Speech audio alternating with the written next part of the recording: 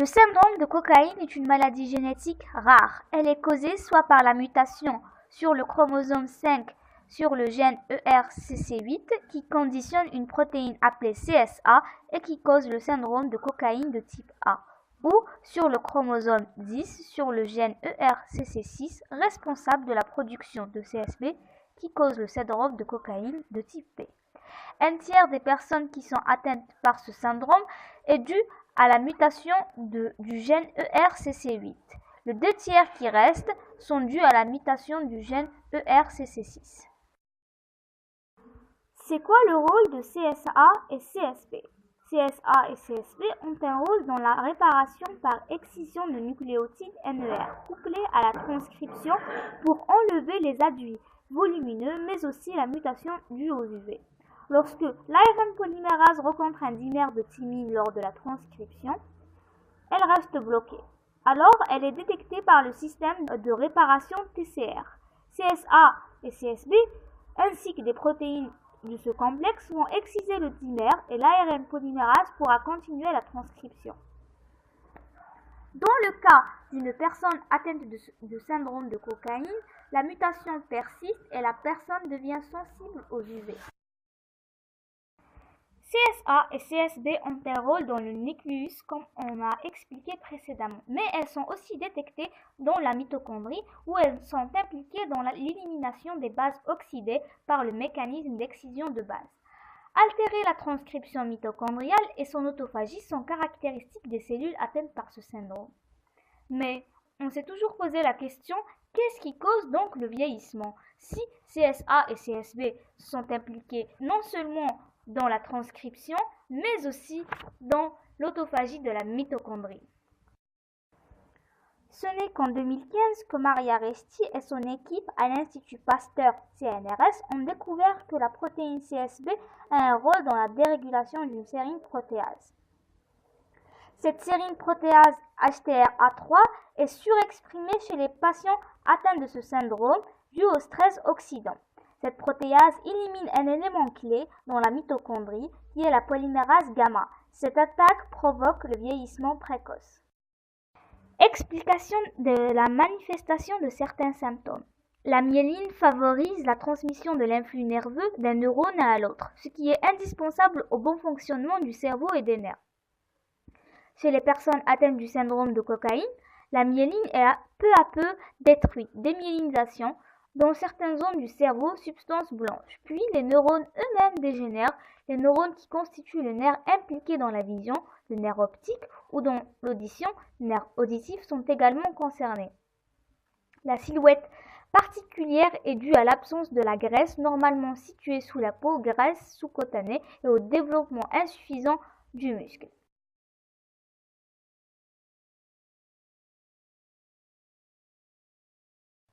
Troubles de croissance et caractéristiques physiques. Les enfants grandissent peu, prennent peu de poids et ils ont des traits de visage et une silhouette particulière. Ils ont un visage lent, un petit menton saillant, des yeux enfoncés et des grandes oreilles. Ils ont un périmètre crânien qui augmente peu, une microcéphalie. Plus tard, les enfants ne rattrapent pas leur retard de croissance. Leur périmètre crânien reste en dessous de la normale. Troubles neurologiques et déficits intellectuels.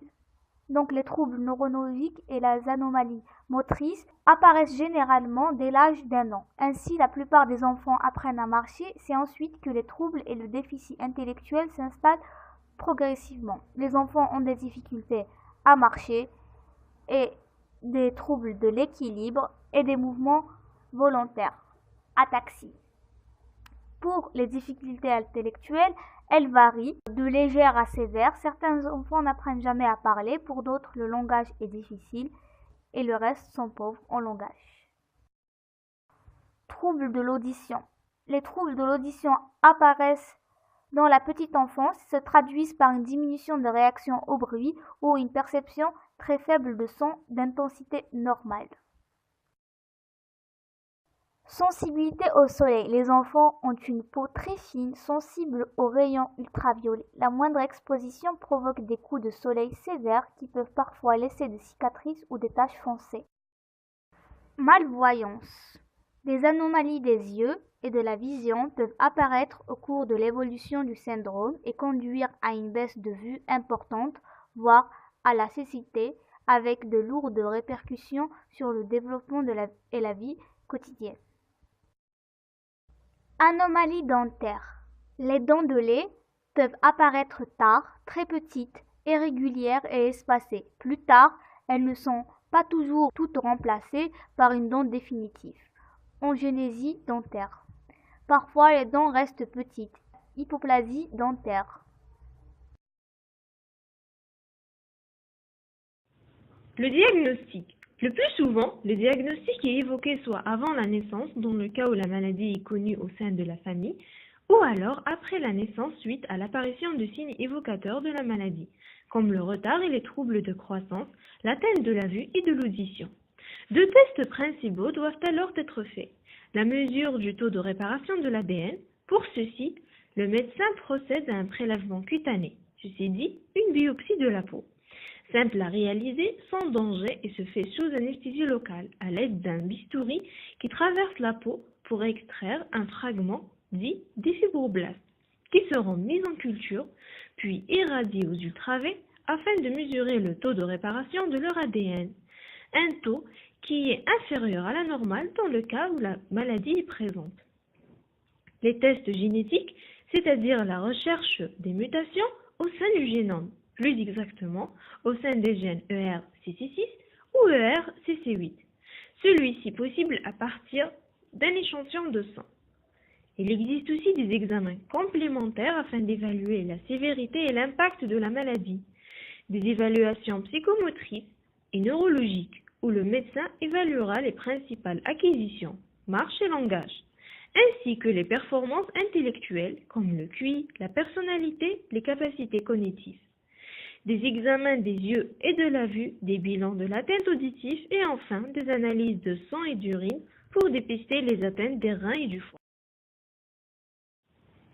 Traitement et thérapie. Il n'existe pas actuellement de traitement permettant de guérir du syndrome de Cockayne définitivement. Cependant, il existe des modalités de prise en charge médicale concernant les symptômes afin d'améliorer la vie de l'enfant.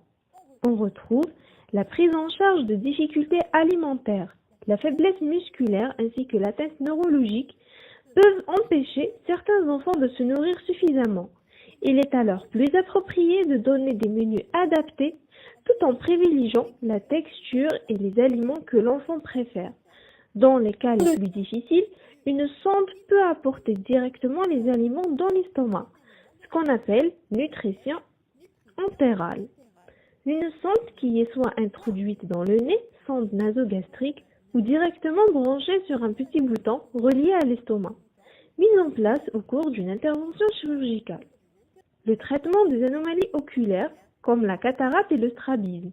La cataracte peut être traitée grâce à une intervention chirurgicale qui consiste à retirer le cristallin devenu opaque grâce à une chirurgie sous anesthésie générale, tandis que les individus atteints de strabisme nécessitent des traitements qui reposent sur des séances de rééducation avec l'aide d'un orthoptiste, et ceci par le masquage de l'œil sain, par un cache-œil ou un verre de lunettes opaques, ce qui permet de forcer l'œil atteint à travailler. La prévention contre les méfaits du soleil.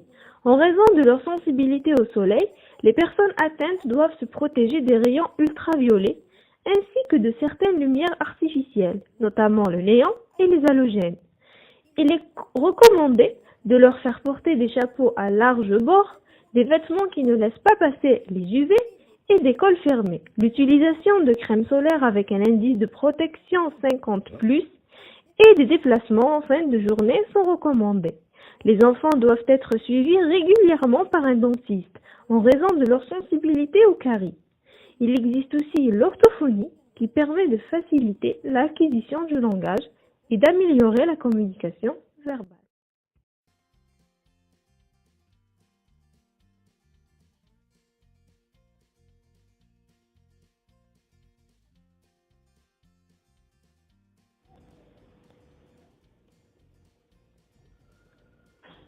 Les symptômes de la maladie sont très variants et différents. Certains enfants commencent à parler et à marcher dans les temps, ce qui complique et retarde le diagnostic. Aujourd'hui, il existe un grand nombre de solutions servant à soulager les souffrances des patients ainsi que celles de leur entourage. Mais malgré cela, le syndrome de Cockayne reste une maladie multisystémique sévère et dévastatrice. Différentes recherches et travaux sont en cours de réalisation dans l'espoir de pouvoir établir des diagnostics plus ciblés et d'aboutir à des solutions encore plus pertinentes pour y remédier. Merci pour votre attention et à bientôt.